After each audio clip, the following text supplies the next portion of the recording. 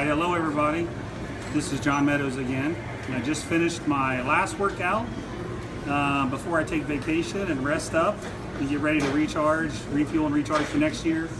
I wanted to answer a question today regarding improving weak body parts.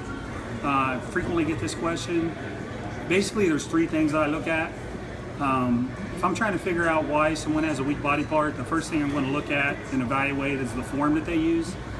A lot of times people, like for instance, if they're doing their chest, they'll let their chest cave in and put a little bit more of the stress on the anterior delt of the tricep.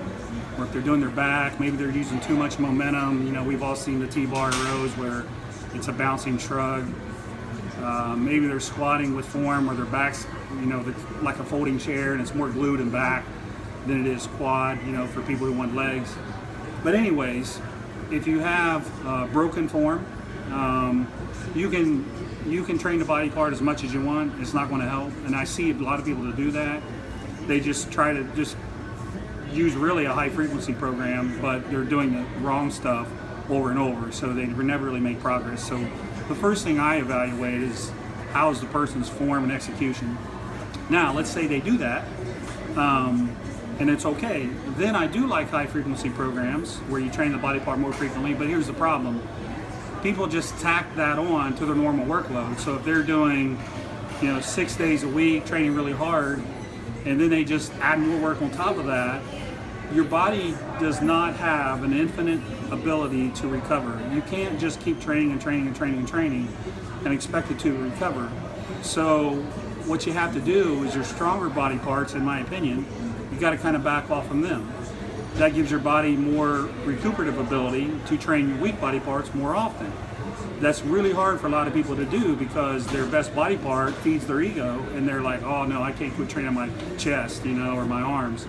But you have to, if you're going to employ high frequency for a weaker body part, you have to give it some extra recovery somewhere. And I like to take the worst body part, or the best body part, and back off from training that. Those body parts, by the way, come back so fast. There's a reason why they're your best body part, so there's never a reason to worry about them. The other thing you have to look at too is like all these soft tissue issues that people have, or nerve issues, and that's a very complicated subject. But sometimes you have muscles that just aren't firing. Maybe there's adhesions causing a poor range of motion. Maybe you have nerve impingements.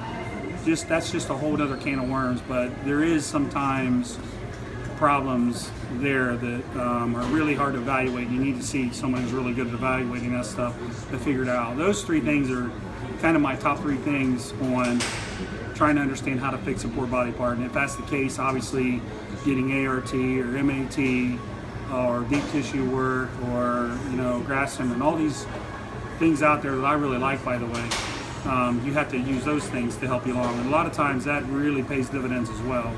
So is your form broken? If so, fix it. If you're going to employ high frequency, you may need to make sure that you pull back volume and intensity on strong body parts. And if you have various impingements or problems physically, if that's causing a problem, you need to fix that. So there's kind of a little bit of how I think about fixing weak body parts. Thanks. Have a good day.